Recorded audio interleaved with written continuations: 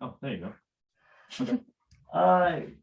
So back, I mean, the track was just brutal over there. When I was watching it, I was like, if you're not careful and good, this track will eat you up and spit you out like a fire-breathing dragon. Yeah. Yeah. It was a tough track for sure. The race was just a matter of being able to put 4 clean runs down. So it was definitely a good race for sure. The question, so how do you stop the Germans? How do you stop them? Or they're just unbeatable. That's a good question. We've been able to beat them a couple times, but they're pretty undefeated. So we're gonna try. It's been difficult because they've got the sled resources and all that stuff, but we're trying. So what is it like competing against guys in America? I mean, Felix Flock, some of the greatest losers of all time. Yeah, it's really cool, especially, when I was like 11, 12, seeing them in the Olympics in Vancouver and that kind of thing. And now being able to like race alongside them is really cool. And it was a big experience for me, just kind of taking in and observing what everybody was doing. So there was a big learning curve there, but it was really cool to race against them. So, Megan, just look, can I tell you about my Olympic experience? I have over 20 plus years of Olympic experience, and Wow. I'm 27. Can I give Wow. a little backstory to that? Yeah. So Sean has, when you were younger, what was the first Olympics that you saw? You saw it in the hospital, right? During one of No, your I surgeries? was in New York at the time. Yeah. I grew 4 years old in 1998. Yeah. And I still remember that was the first Olympics with women's ice hockey. Mhm. And one of the goalies, the backup goaltender, went to my high school. And there's a picture of her.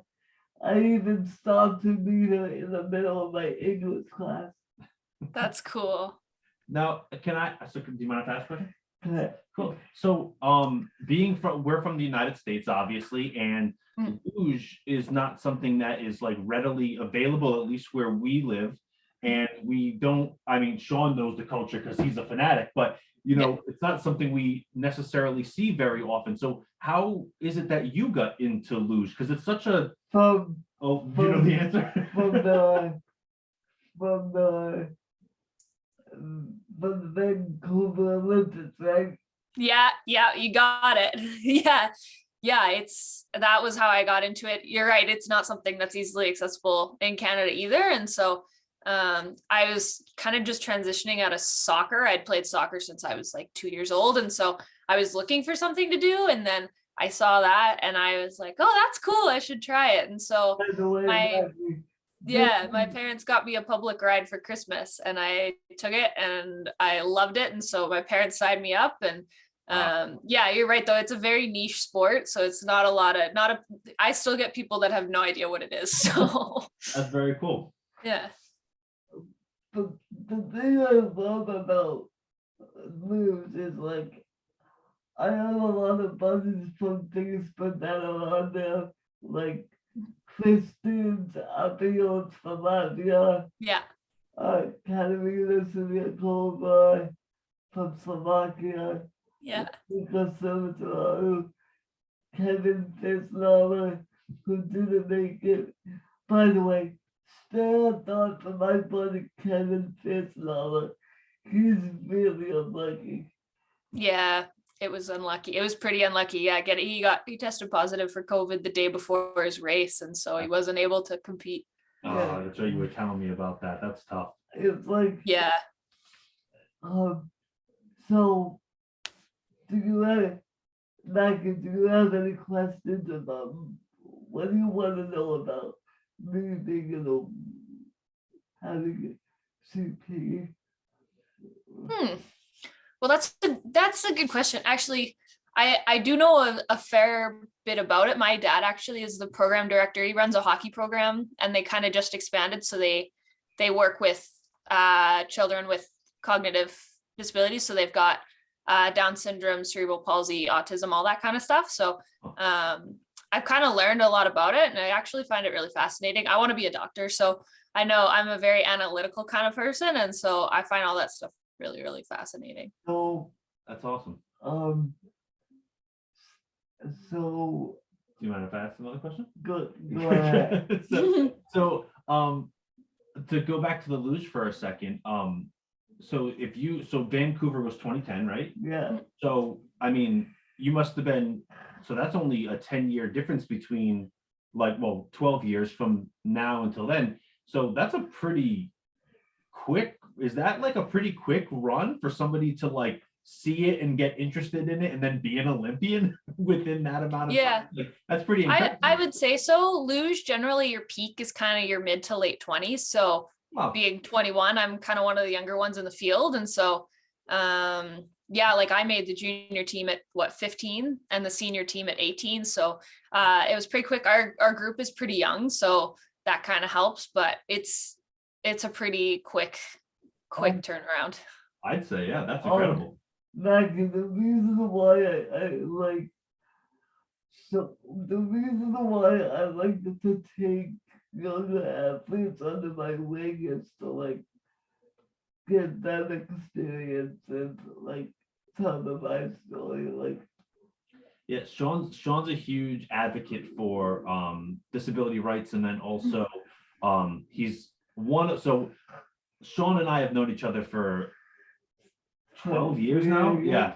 So we've known each other for quite a long time, and Sean's one of the most positive people I've ever met in my life. He's a very positive and motivated person, and he loves to spread that positivity to others around the world. And he's had such an incredible way of reaching out to people despite boundaries that he might have because of being in a wheelchair or having CP. He finds ways through like social media and situations like that to kind of spread that positivity. So he's a big part of that, right? Yeah, no, that's cool. I can tell. You could even tell, even just over like Instagram messaging, that he's pretty positive. So I love that. so you attended University, which is in Calgary. So I am a University of Calgary. He's got props. This is his everyday backpack. This is not just a ploy here. He's got the Calgary Dinos. He's got the bag. He wears every day. This is his everyday bag. I love it. Dino at heart, right? Yeah. That's awesome. And I'm not even from Calgary to begin with. It's even more unbelievable. When I was at their program, I used to tell them I'm moving to Calgary.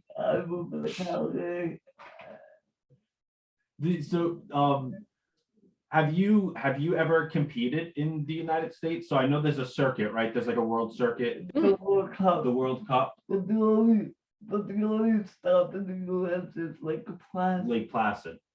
So I've done World Cups there. And then when I was younger, we did some kind of NORAM races. We went to Park City and Lake Placid for those, but the biggest race was in Placid. The America's Cup, I don't, believe it or not, I know every single circuit out there. I believe it. And so is there another circuit that's running through the United? So we live in Rhode Island, which is the smallest state in the country. It's close to New York. So that's one of Sean's dreams. One of our dreams is to be able to go up to Lake Placid, see the World Cup there at some point. Is it coming back anytime soon?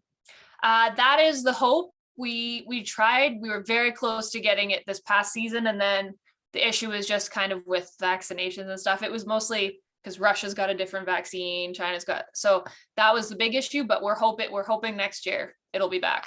That'd be awesome. Yeah. Yeah. So, I was watching the women's hockey. It was USA Canada. It's Mhm. the same old, it's no offense, Maggie, but it's the same old. So I'll give some context. Sean loves underdogs. Okay, Mhm. he likes to see fresh new people come in and have an opportunity to shine. So the USA Canada gold medal match in hockey is always a point of contention Yeah. for him. And I don't want to see the things get blown out. I feel like it's the same old madness on the like Chicago and cheesecake. I tell him they gotta step up though. You gotta up your game. Unbelievable. I will not let this go. Maggie, you need to realize I'm a competitive person. Yes, you are. Can tell. Yes, you are. So what do you like to do when you're not in, doing luge? Like, what are some of the things that you like to do that are, outside of your sport? So I'm actually classically trained in piano. So Wow. that's a big, it helps with my stress a lot, actually. I find kind of when I'm stressed out, I gravitate towards it. But yeah, I've been playing for probably 13 years now. So that's a big thing. I love reading and writing is a big thing for me too. And then I actually really enjoy school. So I'm kind of a part-time student right now online. And so I'm working towards kind of a health sciences degree. So I got lots of stuff going on outside of luge, Plenty but of stuff. I think it's important to kind of have that balance though. Like I find if I'm way too focused on sliding all the time, it stresses me out and then it kind of starts to affect my sliding. So it gives me a little distractions, which is good. That's a real healthy balance. Like, Mhm. like to have those things that can kind of, because people don't realize that when you put so much into one thing, it causes that stress, and then that stress causes you to reduce your ability at that one thing. So to have Exactly. that balance is super important. And also, Mhm. I'm gonna ask another question because now I'm getting excited. Yeah. So what is the journey to the Olympics? So as somebody who always watched the Olympics, and I know Sean's a huge fan, we currently are interviewing you in the shadow of an Olympic flag in his so one thing I always wonder is like, what is the journey to it? Because it seems like it's so like grandiose, where it's like there's this like big thing that like it's the Olympics. It's the Mhm. So how do you like? Is there like a team planner that like tells you when to be here or what to do or? Yeah, so we've got kind of like an outline that says, by this age you should be here, you should be here. And we've always kind of fallen within that, but especially on the women's side, we've got a lot of women coming up, whereas kind of, like the men's side, we've got Reed and that's it. But it was kind of in the past, ever since Korea ended, we kind of created this team that had the potential of going. And this year we kind of had a couple new additions to that. So I was a little stressed out. I actually didn't think I was going to make the team. But it's a process for sure. Like we've kind of got our own internal selection race. So we kind of started the season, like we had 6 women, and then we had 2 selection races that would whittle it down to 4 to work on the World Cup season to qualify for the games. So made the cut for that. And then it's the first 7 World Cups of the season that act as kind of your Olympic selection races. Okay. So then after those first 7, the FIL gives you your quota spots per country, and then from there you can accept or reject it, and then you name the athletes. So it's a little bit of a process, but then in the end we kind of sat down and they read out the names, and the worst part is my name was the last name read. So I'm sitting there going, oh no. So but yeah, we didn't even know who was going to the games until about 2 weeks before we left. So so it was quite a last minute thing, but luckily enough my name was called. So That's awesome. And then when you get there, is that like where you get like your Canada swag, like you get the jackets and the shirts and the stuff, or like does that get mailed to you? Like it's such an interesting process. Yeah, we got a ridiculous amount of stuff. So when we actually got named to the team, they gave us one, because we got Lululemon as our sponsor. We got one Lululemon shirt to travel to the games with. And then when you actually get to Beijing, you go into your room and everything is laid out. So you get to spend probably like 2.5 hours just opening stuff. And so yeah, but we get all our stuff then, and then you have to figure out how to get it home, which is the worst part. We're all sitting, it's like the day before we left, and we're all packing and sitting on our suitcases so we can close them up, and then weighing them, and then so that was a production. But yeah, you don't get all your stuff till you walk into your room at the Village. Wow, that's unbelievable. That's really cool. Yeah. Do you have any How much potential is there for like Caitlin Nash and Natalie Corbett? Oh, they got so much potential. It's awesome, especially seeing Natalie put down a result like that in the Olympics, and then seeing Caitlin obviously not make the team, but then going down to the juniors and having solid results there. There's absolutely potential for them, for sure. You know, when I was watching the World Cup, I was like seeing Caitlin and Natalie kill it on the double court, and I was like, yup. And I was like, yes, finally, a women's double. Finally. Yeah, I hope they come back to doing women's doubles next season. They're really good. It's women's doubles on the Olympic schedule because I will be. I will You're really be. pulling for it? Yes. Yeah, it's supposed to be at the next Olympics. Women's doubles will be its own category. So Thank God. It's about for 20 years in the making. Yeah. This has been finally done. That's what I'm talking about. So do you have any final questions for Makena as we wrap up? I just want to like say, like, thank you for this is my first interview ever. I hope like this should go out to all of your teammates and all your buddies. Like, yeah. hopefully, I haven't done a Canada since 2015. So, do you have like, do you have any words for me? In a way, do you have any words for the both of us? Like, well, I just thought it was great to finally get to meet you. It's been a while, and so doing this was awesome. And I love talking to people about what I do. So this was totally awesome. Well, we'll hopefully down the road have to do maybe a follow-up interview and see, you know, because I'm sure Sean's gonna have a flood of questions that he wish he asked, and it kind of slipped our heads. So hopefully down in the long run we can do a follow-up interview, and maybe even if we're lucky enough, maybe get to meet you in Lake Placid one day. That would be unbelievable. Yeah, absolutely. You know, it's not just you, but all of the whole crew. All of the teammates, like, yeah, for sure. Brooke, who else? Who is another? And I mean, who is like the funniest guy on the team? Like, who is a good person to talk to on the team? Like, who's the funniest on the team? Who's a good person? I'm like, who would be another good interview for the team? Yeah. Trinity would probably be a good one. Natalie too. Both of those two would be good, I think. That's